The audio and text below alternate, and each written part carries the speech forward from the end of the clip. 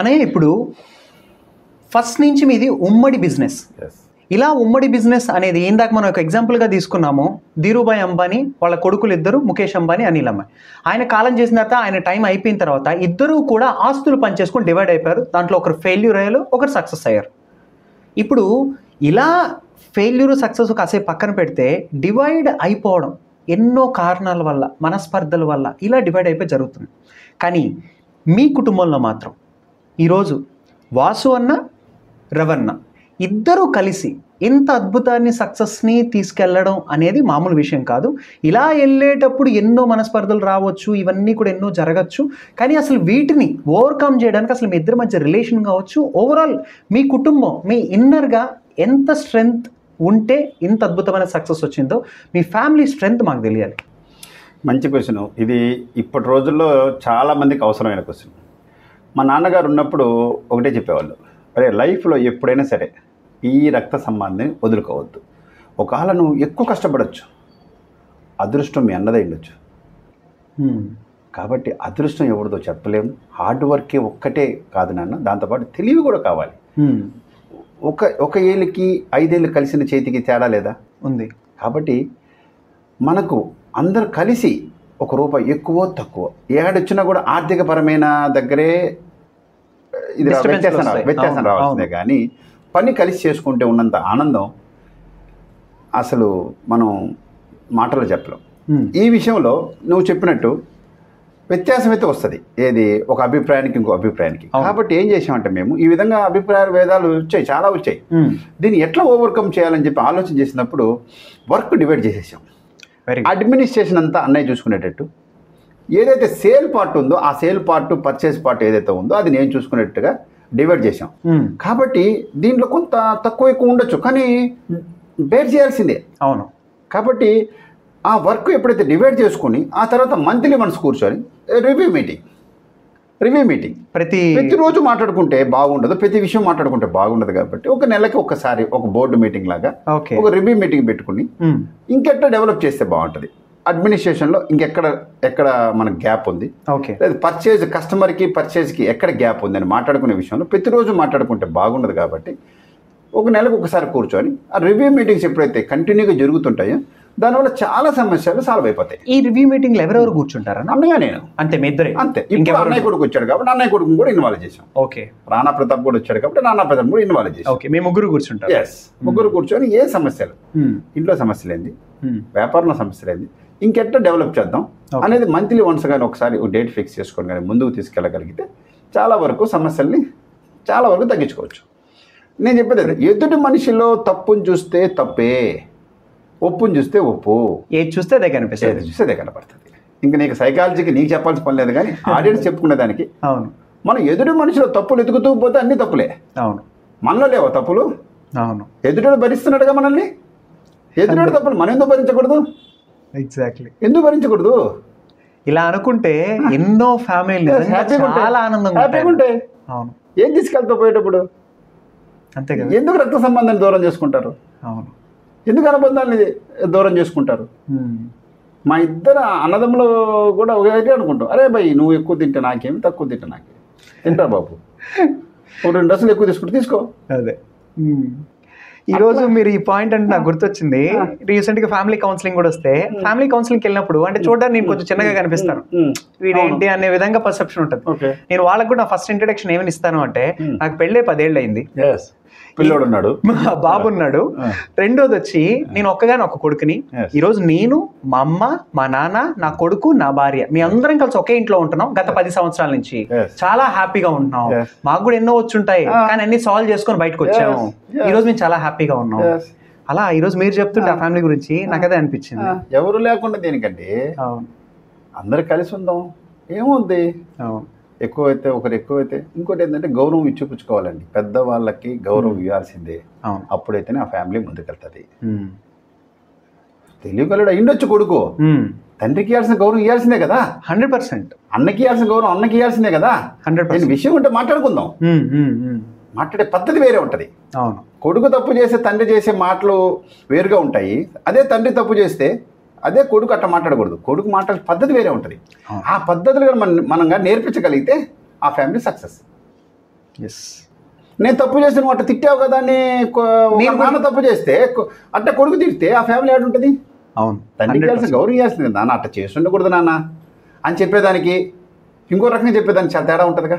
100% ఉంటుంది. అవును, అట్లా మనం ఆ విలువలు కానీ నేర్పించగలిగితే ఈరోజు పిల్లలకి హ్యాపీగా ఉంటారు. ఈరోజు సమాజానికి ఇప్పుడు ఈ పాడ్కాస్ట్ ఈ వీడియో చూసిన వాళ్ళకి నిజంగా ఒక మంచి రియలైజేషన్ పాయింట్.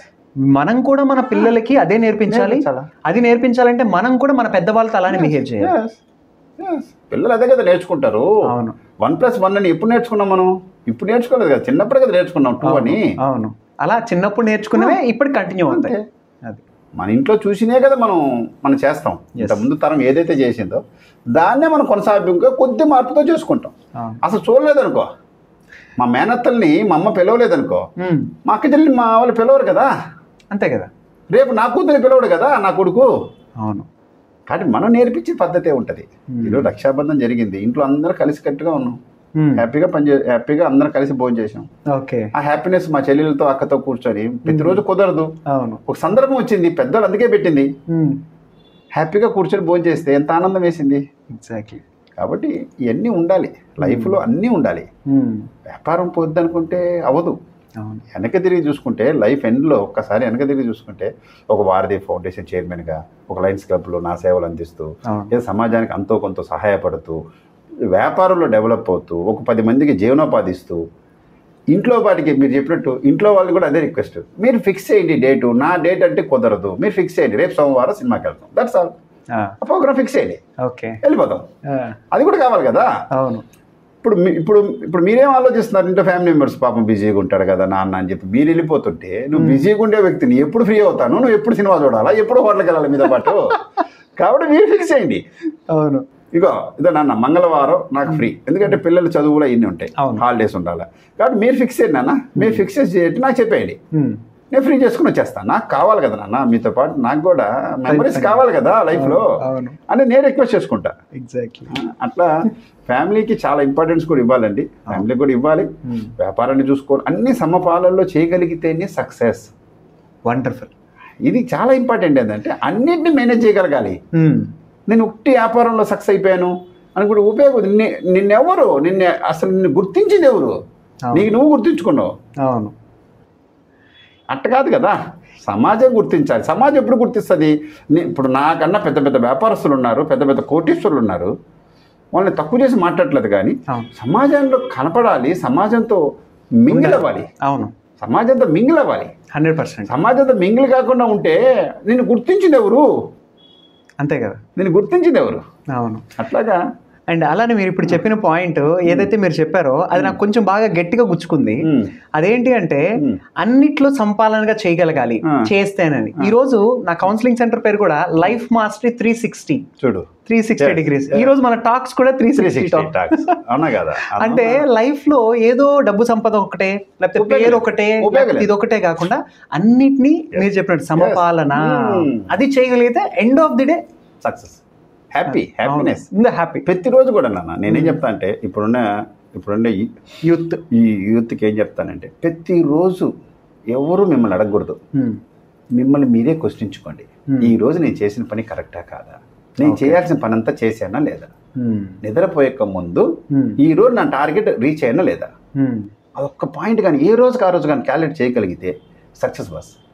ఈరోజు పోస్ట్ పోన్ ఓకే, ఈ పని రేపు చేద్దాం, ఈ పని ఇంకో రోజు చేద్దాం అంటేనే ఆ పని సగం చేసేది, ఇంకో పని సగం చేసేది, ఇలా కన్ఫ్యూజ్ అయిపోయి ప్రెషర్ పెంచుకొని ఉపయోగం లేదు కదా. సింపుల్గా చేద్దాం, స్మార్ట్గా చేద్దాం, చేసే పని క్లారిటీగా చేద్దాం. నిద్రపోయేటప్పుడు ఆ పని చేసేసి మన సాటిస్ఫాక్షన్తో నిద్రపోతాం. అది నేను చెప్పేది. Wonderful. Subhamastu shopping mall one of the director మీరు కాకపోయి ఉంటే, అసలు ఈ ఫీల్డ్లోకి రాకపోయి ఉంటే ఓకే, బయ్యా రవి గారు ఏమయ్యేవారు? ఇది కూడా చాలా మంది తెలియని క్వశ్చన్. ఏంటంటే నా టార్గెట్ CA, చార్టెడ్ అకౌంట్ అవ్వాలనేది. బీకామ్ చదివాను. మా అన్న కూడా అదే ఇన్సర్ట్ చేశాను నన్ను, బీకామ్ చేయరు అయినా ఇంగ్లీష్ మీడియం తీసుకో, అప్పుడు దాకా తెలుగు మీడియం ఇంటర్ దాకా, నువ్వు ఇంగ్లీష్ మీడియం తీసుకో, కష్టపడు, ఒక్కసారి కానీ CA పాస్ అయ్యావంటే you become a colourful life, you have a colourful life అని చెప్పి ఈ విధంగా నన్ను ఇన్సర్ట్ చేసి బీకామ్ చదివించాడు. బీకామ్ ఫైనల్ ఇయర్లో అనుకోని పరిస్థితుల్లో Seetharama silk palace shop plus new Rajyalakshmi hall కూడా ఓపెన్ చేయాల్సిన పరిస్థితి వచ్చింది. ఆ రోజు మమ్మల్ని ఖాళీ చేయమన్నారు ఆ షాప్ని. ఒక 3 years టైం ఇచ్చినప్పుడు అప్పుడే ఆ బజార్లోనే న్యూ రాజ్యలక్ష్మి హాల్ అని చెప్పి ఓపెన్ చేసినప్పుడు చాలా అవసరం ఉండింది మనిషిది. అక్కడ ఒక మనిషి ఉండాలి, ఓనర్. ఇప్పుడున్నంత సిస్టమ్ కాదు కదా అప్పుడు. నేను చెప్పిన చిన్న వ్యాపారం 300 square feet, ఇది కూడా 300 square feet, ఇది 300 square feet. కాబట్టి ఆ రోజు ఏదైతే నన్ను ఇన్సర్ట్ చేశాడు మా అన్నే, ఆ రోజు ఆయనే కంపల్సరీ నువ్వు వ్యాపారంలోకి రావాలా, అవసరం వచ్చింది అని చెప్పినప్పుడు కొంత అసంతృప్తిగానే వెళ్ళాను. ఎందుకంటే మన టార్గెట్ సీఏ కదా. కానీ ఆ రోజు పిలిచినప్పుడు కుటుంబం కోసంగా మనం వెళ్ళాల్సిందే వ్యాపారంలోకి. కాబట్టి ఆ రోజు నేను బిజినెస్లోకి వెళ్ళడం. ఈరోజు మా ఫ్రెండ్స్ అంతా సీఏలే, మా బ్యాచ్ అంతా సీఏలే. కానీ వాడే చెప్తాడు ఈరోజు మా ఫ్రెండ్స్ అంతా, ఏరా మేము మీ దగ్గర పని చేస్తున్నాం కదరా బాయ్, మీ లెక్కలన్నీ చూస్తే నేను చూడాల్సి వస్తుంది కదరా అన్నట్టుగా, అంటే ఫ్రెండ్లీగా చెప్పడం.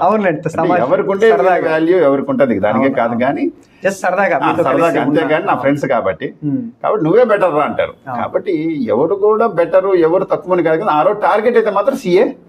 అనుకోకుండా ఈ ఫీల్డ్లోకి రావడం, ఈ స్థాయికి రావడం అనేది చాలా ఆనందంగా ఉంది. సీఏ కాలేదనే బాధ అయితే ఇప్పుడైతే లేదు. ఇప్పుడు లేదు, చాలా రోజులు ఉండింది. ఈ స్థాయికి రాకమున్నంత వరకు అప్పటికే వాళ్ళు సీఏ అయిపోయి ఉన్నారు. ఏదైతే న్యూ రాజ్యలక్ష్మిలో మేము స్టెప్ బై స్టెప్ ఎదుగుతున్నప్పుడు వాళ్ళు సీఏ అయిపోయి ఉన్నారు. ఆ రోజు వాళ్ళ లెవెల్ నాకన్నా ఎక్కువ, అంతే కదా. అవును, అర్థమైందా. ఈ రోజు వాళ్ళు పాపం నన్ను కూడా అదే విధంగా, రే హ్యాపీరా, మా కళ్ళ ముందు నువ్వు పెరిగేసావురా అన్నప్పుడు కొంత ఒక రకమైన ఆనందం. ఇది ఒక మంచి మోటివేషన్ పాయింట్. ఎందుకంటే ఈ రోజుల్లో స్టూడెంట్స్ కూడా ఏదో ఒక దాంట్లో చేస్తూ చిన్న దాంట్లో చేస్తూ స్ట్రగుల్ అవుతుంటారు. వాళ్ళ ఫ్రెండ్స్ అందరూ కూడా జాబ్లు కొట్టేసి ఏదో వెళ్ళిపోతుంటారు. నమ్మకంతో బతకడమే అది. ఈ టైంలో మీలాంటి వాళ్ళ ఈ టాక్ వాళ్ళకి మంచి బూస్టప్ ఇస్తుంది. నమ్మకంతో బతకడమే. ఒకరోజు మంది ఆ నమ్మకంతో బతికేస్తే ఖచ్చితంగా మాత్రం మనం రీచ్ అవుతాం. మన గోల్ కరెక్ట్గా ఉండాలి. దేవుడు ప్రత్యక్షమైనా కూడా మనం ఏం కోరుకోవాలో తెలియనప్పుడు ఆయన ఏం అభయమిస్తాడు మనకు. అట్లాగా మన గోల్ మనం కానీ ఖచ్చితంగా పెట్టుకొని ఒక పుస్తకంలో రాసుకొని రోజు చదువుకోగలిగితే, మీకు చెప్పేదేం లేదు, అదే లా ఆఫ్ అట్రాక్షన్. మనం సంకల్ప బలం మనం కోరుకోవాలి. ఇది అవ్వాలని చెప్పి కోరుకోవాలి, కోరుకుంటే అయిపోతాం. సూపర్.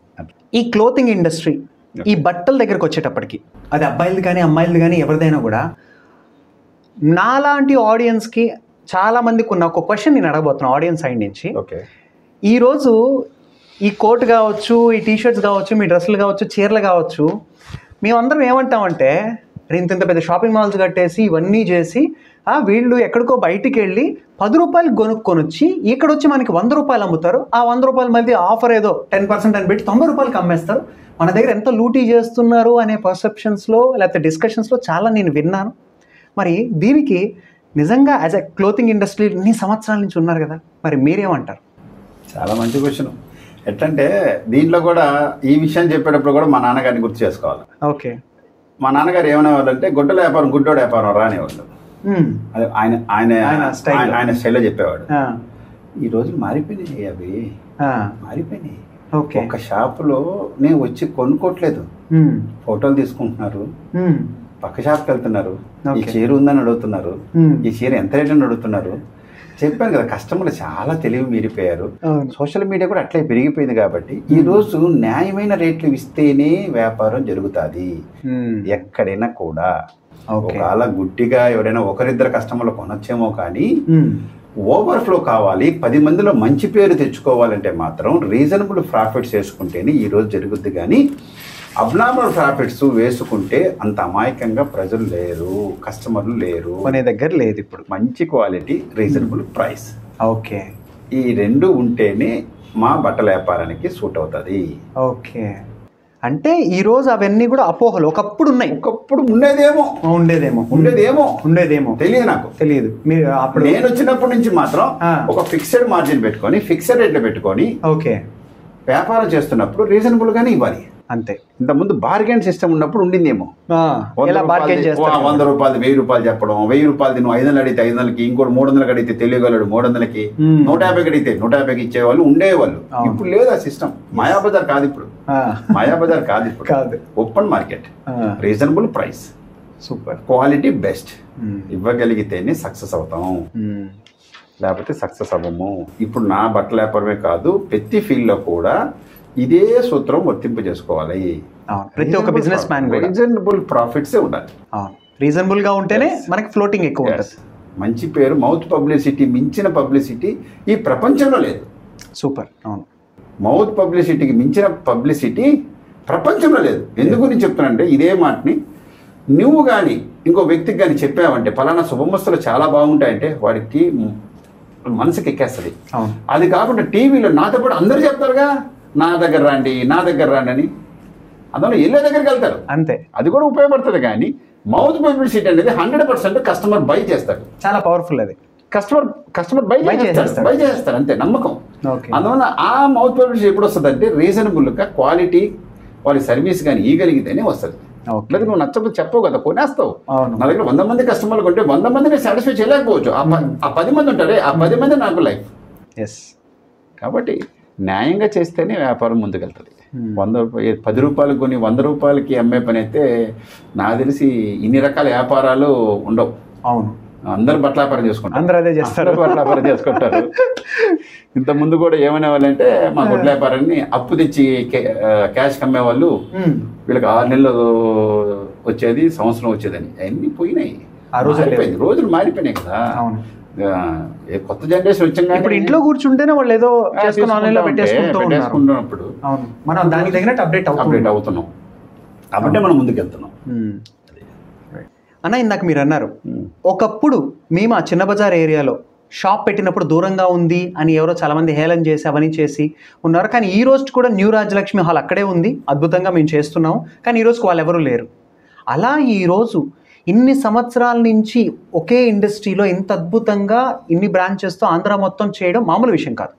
అంటే ఈరోజు ఇంత అద్భుతంగా చేసే దాంట్లో ఎన్నో అవమానాలు కూడా ఉంటాయి.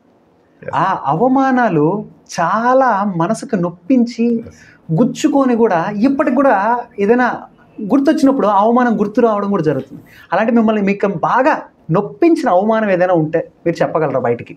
అంటే అవమానాలు అయితే మాత్రం మీరు చెప్పినట్టు చాలా ఉంటాయి. ఎదిగేవాడు ఎప్పుడు కూడా రాళ్ళు వేస్తూ ఉంటారు. ఎదిగేవాడి మీద ఎప్పుడు కూడా వాడికన్నా ముందుకు వెళ్ళిపోతాడేమో భయం కూడా ఉంటుంది వాళ్ళకి. కాబట్టి వాళ్ళని వెనక్కి తీసుకునే దానికి వాళ్ళు బాధతో అనొచ్చు, ప్లస్ కోపంతో అనొచ్చు, ఈర్ష్యతో అనొచ్చు.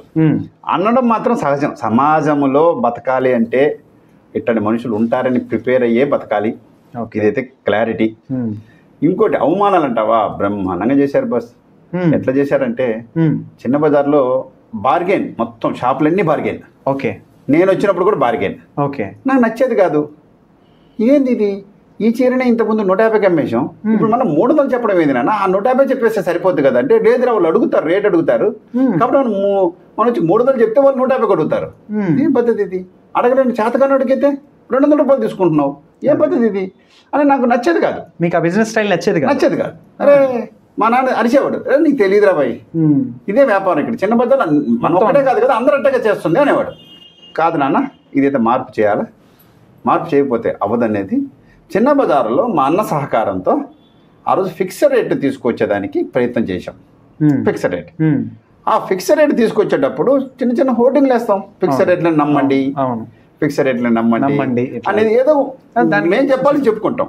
ఆ రోజులో కూడా కంచి సొసైటీ పట్టిసీలను కూడా మొట్టమొదటగా నెల్లూరుకి పరిచయం చేసింది న్యూ రాజలక్ష్మి అని గొప్పగా చెప్పగలం. కంచి సొసైటీ పట్టిచీరలు, పట్టిచీరలు అమ్మే వాళ్ళందరూ సొసైటీ పట్టిచీరలు క్వాలిటీ బాగుండేది. ఆ సొసైటీ పట్టిచీలని మనం తీసుకొచ్చాం నెల్లూరుకి. అది తీసుకొస్తూ ఫిక్స్డ్ రేట్ విధానాన్ని మనం ప్రవేశపెట్టినప్పుడు అంతకన్నా చెప్పాను కదా, మేమే లాస్ట్ ఉండేవాళ్ళం ఆ రోజు. మాకన్నా ముందుండే వాళ్ళంతా కూడా మేము ఆ రోడ్లో వెళ్తున్నప్పుడు మేము కనపడినప్పుడు మాకు వినపడేటట్టుగా ఎగతాళి చేసేవాళ్ళు. అబ్బా ఈయన సొసైటీ చీరలు అమ్ముతుంటాయో, ఈయన ఫిక్స్డ్ రేట్ అంట, ఫిక్స్డ్ రేట్ అయ్యో మా తగ్గిడు అంటే మీరు వీధిలో నడిచేటప్పుడు పెద్ద పెద్దగా మాట్లాడేవాళ్ళు. ఈయనంట కిందంట శారీస్ అంట, పైనంట పట్టు చీరలు అంట. అబ్బా బావులా మాట్లాడుకోవడం సంభాషణలు మనకి వినపడేట్టుగా. అవును, ఇప్పుడు వాళ్ళు మాట్లాడుకుంటూ మనం ఇన్వాల్వ్ కాలేం కదా, అంతే కదా. కాబట్టి బాధపడ్డ సందర్భాలు అయితే చాలా ఉంటాయండి. అవమానాలు ఎప్పుడు ఉంటాయండి మనిషికి. 10 అడుగులు ముందుకేస్తే ఒక్క అడుగునే వెనక లాగేదానికి ఒకడు వాడు ఉంటాడుగా. అది ఒక ఛాలెంజ్ గా తీసుకోవాలి. బాధపడ్డ సందర్భాలు చాలా ఉన్నాయండి. దీనిలో కొన్ని మాత్రం చెప్పగలిగాను, కొన్ని అయితే శుభమస్తు షాపింగ్ మాల్ పెట్టక ముందు న్యూ రాజలక్ష్మిలో మేము మంచి పట్టు చీరలు అమ్ముతున్నప్పటికి కూడా షాపింగ్ మాల్ వాళ్ళు మమ్మల్ని ఏదో చిన్న వ్యాపార సంస్థగా చూసేవాళ్ళు, అనేవాళ్ళు మాతోనే, ఏది మీరు చేసి ఆ బజార్లో అనేవాళ్ళు. ఓకే, నాకు ఆ బజారే, ఈ బజార్కి రావాలని ఉన్నప్పుడు కూడా వాళ్ళు ముందు ఎక్స్ప్రెస్ చేసేవాళ్ళు కాదు, వాళ్ళు మాతోనే వాళ్ళు మీదేమో చాలా చిన్నదని, చిన్న షాపు అనేసి. అట్లా ఈరోజు వాళ్ళ నోటికుండానే శబాష్ అనిపించుకుంటుంటే ఆనందంగా ఉంది. ఎవరైతే ఏ నోటితైతే మనల్ని అవమానించారో ఆ నోటితోనే ఈరోజు ఒప్పుకోవాల్సిన పరిస్థితి కదా, రిజల్ట్ చూపిస్తుంది కదా. అల్లరి చేసే పిల్లోడు ఉండొచ్చు, కానీ చదువుకునే పిల్లోడు అది గుర్తించాలి. మనం వాడి టాలెంట్ ని గుర్తించాలి. అల్లరి చేయొచ్చు, అల్లరి చేయకుండా చేయగలగాలి, కానీ వాడి చదువుని మనం గుర్తించాల్సిందేగా, ఎవరైనా గుర్తించాలి. అట్లా ఈరోజు సక్సెస్ చెప్తుంది వాళ్ళకి సమాధానం. ఈరోజు లేరు వాళ్ళు, ఫీల్డ్లోనే లేరు. అలాంటి వాళ్ళు అందరికి తల చేసిన వాళ్ళు చిన్న బజార్లో మమ్మల్ని ఎవరు లేరు ఫీల్డ్లో. అట్లా అనే ముందు చాలా జాగ్రత్తగా మనిషిని నొప్పించకుండా ఉంటే బాగుంటుంది అనేది నేను ఆలోచిస్తుంటా. నేను కూడా అదే చెప్తాను మీ ద్వారా, నొప్పించబాకండి, అవకాశం ఉంటే ప్రోత్సహించండి, లేదంటే కామ్గా ఉండండి. అన్ని రోజులు మీ కాదు కదా, ఒకరి కాదు కదా అన్ని రోజులు, మనం చూస్తున్నాం అంతే కదా. అధికారంలో ఉన్నవాళ్ళు అధికారం లేనప్పుడు ఒక రకంగా, అధికారం ఉన్నప్పుడు ఒక రకంగా కాకుండా, మన దగ్గర డబ్బు ఉన్నప్పుడు ఒక రకంగా, డబ్బు లేనప్పుడు ఒక రకంగా కాకుండా, హోదా ఉన్నప్పుడు ఒక రకంగా, హోదా లేనప్పుడు ఒక రకంగా కాకుండా మనిషిగా బతకదాం. పోయేటప్పుడు ఏం తీసుకెళ్తాం డూడ్ అంటాడు, అట్లాగా వెళ్ళేటప్పుడు ఏం తీసుకెళ్తాం డూడ్, మంచిదనం వదిలేసిపోతాం అంతే. నిజంగా చాలా అద్భుతంగా చెప్పారన్న. ఈ పాయింట్కి ఒక మంచి రియలైజేషన్ పాయింట్ ఇది. ఎందుకు రెచ్చగొడతావు? ఈరోజు నేను డెవలప్ అయ్యానంటే అతని కోసం పనిచేశాను. నేను ఆ మాట అన్నదాని కోసం ఇంకొద్దిగా డబల్గా పనిచేశా. అవును. కాబట్టి రెచ్చగొడితే నష్టపోయేది వాళ్ళే. గమ్ముగా కాముగా వదిలేసామనుకో, మా భయం మాకుండేది. అవును, మా భయం మాకుండేది. ఎందుకంటే అందరు బార్గెన్ చేస్తూ అందరు రేటు తగ్గిస్తుంటే నేను ఒక్కడే రేటు తగ్గినట్టే ఎందుకు కొంటావు నువ్వు? కొన్నాం కదా అందం. అంటే ప్రెస్టేజ్ వస్తుంది, ఇక్కడ ఈగో వస్తుంది కస్టమర్కి. ఎందుకు తగ్గివు? అవును, అందరు తగ్గిస్తున్నారు కదా, ఎందుకు తగ్గివు అంటారు. ఏం తెలియదు కదా వస్తువు, అందరికీ తెలియదు కదా, అందరికి నాలెడ్జ్ ఉండదు కదా. అప్పుడు ఏడున్నాయి నాలెడ్జ్, ఇక్కడ చూసింది ఏదో తెలియదు. అప్పుడు కెమెరా ఫోన్లు ఉండేది కదా, ఏం ఉండదు కదా. ఇక్కడ ఏం చూస్తామో తెలియదు, అక్కడికి వెళ్ళి ఏం కొంటారో తెలియదు. అంతే కదమ్మా. ఇప్పుడంటే ఫోటో తీసుకుంటేవి, వెళ్తేవి, షాప్కి వెళ్తేవి, ఇదే డిజైనా కాదా చూసుకుంటేవి, కొంటివి, రేట్ అడిగితేవి. అప్పుడు ఏముంది చెప్పి, అప్పుడు అందుకే అప్పుడు గుడ్డ వ్యాపారం అనే దానికి అప్పుడు సరిపోతుంది ఆ రోజుల్లో. ఈ రోజుల్లో సరిపోతుంది. గుడ్డ వ్యాపారం కాదు ఇప్పుడు. గుడ్డ వ్యాపారం అయితే కళ్ళున్న వ్యాపారమే, గుడ్డ వ్యాపారం కాదు. అట్లా ఆ రోజుల్లో మమ్మల్ని బాగా బాధ పెట్టి, అవమానించి, రెచ్చగొట్టి ఈరోజు ఈ స్థాయికి రావడానికి వాళ్ళు కూడా మూలకారకులే. వాళ్ళు కూడా హెల్ప్ చేశారు. అవును, వాళ్ళు కూడా హెల్ప్ చేశారు. అది ఇంత శ్రద్ధ పెట్టిండే వాళ్ళం కాదేమో. శ్రద్ధ పెట్టడం ఇంత షార్ట్ టైంలో కూడా ఉండకపోవచ్చు. అట్లాగా షాపింగ్ మాల్లో ఎగతాళి చేశారు. మీరేంది మాదేంది అన్నట్టుగా. అవును, మీరేం చాలా అంటే అప్పుడు జిఎస్టీ వచ్చినప్పుడు, జిఎస్టీ ముందు వ్యాట్ వచ్చింది. అవును, వ్యాట్. అప్పుడు ఒక అసోసియేషన్ మీటింగ్ పెట్టేటప్పుడు కానీ మమ్మల్ని చిన్న స్థాయిలో చూసేవాళ్ళు. షాపింగ్ మాల్స్ అంతా ఒక రకంగా మాట్లాడుకునేవాళ్ళు, మమ్మల్ని ఇన్వాల్వ్ చేసేవాళ్ళు కాదు దాంట్లో. అప్పుడు కొన్ని అవమానాలు అయితే జరిగాయి, జరగకుండా లేదు, జరిగాయి. ఆ అవమానాలే ఈరోజు మాకు ఒక శక్తి అనుకున్నాం. ఈరోజు ఇన్స్పిరేషన్గా తీసుకున్నాం. అది వాళ్ళకి సమాధానం చెప్పాలనుకున్నాం. మాటలతో కాదు, వాళ్ళు మాటలతో అన్నారు, మనం మన పనితో చూపిద్దాం వాళ్ళకి. రిజల్ట్ చూపిస్తే వాళ్ళే యాక్సెప్ట్ చేస్తారు. యాక్సెప్ట్ చేయాల్సిన పరిస్థితి. కాబట్టి ఈరోజు యాక్సెప్ట్ చేశారు. అందరూ ఫ్రెండ్సే, అందరూ మంచిగా ఉంటాం అనాల్సింది అనేశారు. అది శుభమస్తు షాపింగ్ మాల్ పేరు ఎగతాళి చేసిన వాళ్ళు ఉన్నారండి. అబ్బాయి ఈయన షాపింగ్ మాల్ పెడతాడంట, శుభమస్తు షాపింగ్ మాల్ అని పెడతాడంట.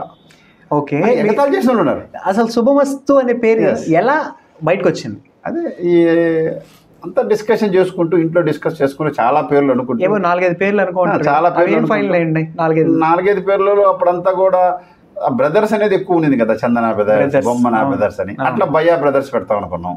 మా ఇంటి పేరుతో భయ్యా బ్రదర్స్ పెడతాం అనుకున్నాం.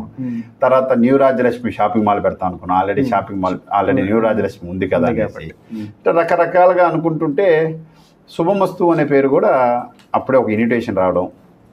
ఇన్విటేషన్లో చూడడం, ఓ ఎప్పుడు రాసుంటాయి, అన్ని ఇన్విటేషన్లు రాసుంటాయి, శుభమస్తు అని రాసుంటాయి. రాసే ఉంటుంది. అవును. కానీ ఆ ఇన్విటేషన్ ఆ సందర్భంలో మేము మాట్లాడుకున్న టైంలో ఆ ఇన్విటేషన్ కనపడడం, ఆ శుభమస్తు హైలైట్ అవ్వడం, దాన్ని మనం పేరుగా తీసుకుంటే ఒక మంచి వైబ్రేషన్ ఉంటుంది కదని ఆలోచన చేయడం, దాన్ని తీసుకెళ్ళి అయ్యవారికి చూపిస్తే శుభమస్తు చాలా బాగుందండి పేరు అని చెప్పడం, దాన్ని ముందుకు తీసుకోవడం జరిగింది.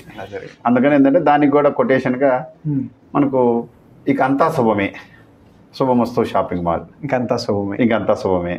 ఏదైనా ఊరికి వెళ్ళినప్పుడు ఒంగోలుకి వెళ్ళినాం, ఒంగోలుకి ఇంకంతా శుభమే, ఆ ఊరిని కూడా ఇన్వాల్వ్ చేస్తాం, ఆ ఊరికి కూడా మంచి జరగాలని, ఆ ఊరిలో మంచి జరిగే సందర్భంలో మనం కూడా ఒక వన్ పార్ట్ అవుతాం అనే ఒక ఉద్దేశంతో ఆ పేరుకి అట్లా మ్యాచ్ అయింది. కాబట్టి అందరు కూడా మమ్మల్ని ఆదరించడం, ఓకే, అన్ని దగ్గర కూడా మాకు శుభం జరగడం. అండ్ అలానే మన బ్రాంచెస్ ఎక్కడెక్కడ ఉన్నాయి? ఫస్ట్ నెల్లూరు స్టార్ట్ చేసింది. ఓకే. ఆ తర్వాత ఏడుకొండ వాణిజ్యంత 7 అంతస్తుల అద్భుత వస్త్ర ప్రపంచం 7 అంతస్తులు కట్టారు 7 అంతస్తుల తిరుపతిలో. ఎస్. ఓకే. 2 సెల్లార్లు 5 ఫ్లోర్లు. ఓకే. బిజినెస్. అందువల్ల ఏంటంటే ఆ 7 కొండలకి 7 అంతస్తులకి మ్యాచ్ అయింది. ఆయన యొక్క అనుగ్రహం వల్లే ఈరోజు అక్కడ నుంచి విజయవాడ వచ్చాం, విజయవాడ నుంచి గుంటూరుకి వచ్చాం, గుంటూరు నుంచి రాజమండ్రికి వచ్చాం, రాజమండ్రి నుంచి ఒంగోలుకి వచ్చాం. ఈ సంవత్సరం కడపలో కూడా వెళ్తున్నాం. కడపలో కూడా వెళ్తున్నాం. ఓకే. కాబట్టి 6 బ్రాంచ్లు ప్రస్తుతానికి ఉన్నాయి. ఓకే. రాబోయే రోజుల్లో జిల్లాకి, పాత జిల్లాలలో ఒక్కొక్క జిల్లాకి ఒక హెడ్ క్వార్టర్లో పెట్టాలనేది ఒక ఆలోచన అయితే మళ్ళీ డివైడ్ చేసి కూడా, అంటే ప్రతి జిల్లాల్లో అంటే డివైడ్ చేసిన జిల్లాలు కాకుండా పాత జిల్లా 13 జిల్లాల్లో 13 షాపులు పెట్టాలనేది ఒక ఆలోచన. ఓహో, అట్లా చేయాలనేది ఒక ఆలోచన ఉంది. గ్రేట్ గ్రేట్ గ్రేట్ అన్న.